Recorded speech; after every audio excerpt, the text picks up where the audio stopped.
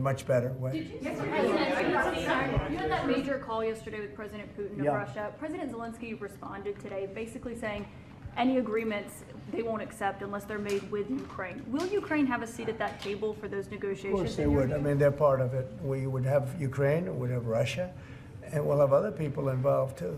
A lot of people, a lot of forks in the, a lot of forks in this game. I'll tell you what, this is a very interesting situation, but the Ukraine war has to end. The young people are being killed at levels that nobody's seen since World War II. And it's a ridiculous war, and it has to end. We had a good talk with President Putin. I had a good talk with President Zelensky, very good talk.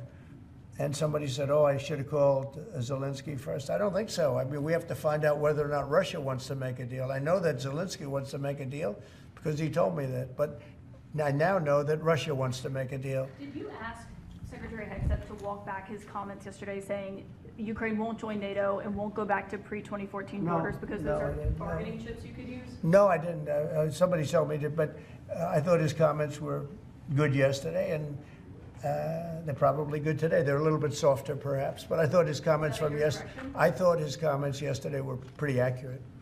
I don't see any way that a country in Russia's position could allow them, just in their position, could allow them to join NATO. I don't see that happening. And long before President Putin, Russia was very strong on the fact that I believe that's the reason the war started, because Biden went out and said that they could join NATO, and he shouldn't have said that. As soon as he said that, I said, you know what? You're going to have a war now, and I was right about that.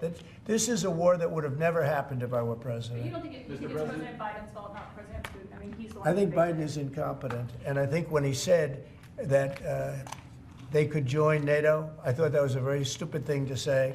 I thought when he said, well, it depends if it's a minor incursion. In other words, it's okay if Russia does a minor incursion. I thought that was a very foolish thing to say. The other thing that got it started was how badly Milley and these stupid people, bad generals, how badly they did with Afghanistan. I was going to pull out, but we were pulling out with dignity and strength, and we were going to take our equipment with us and everything else.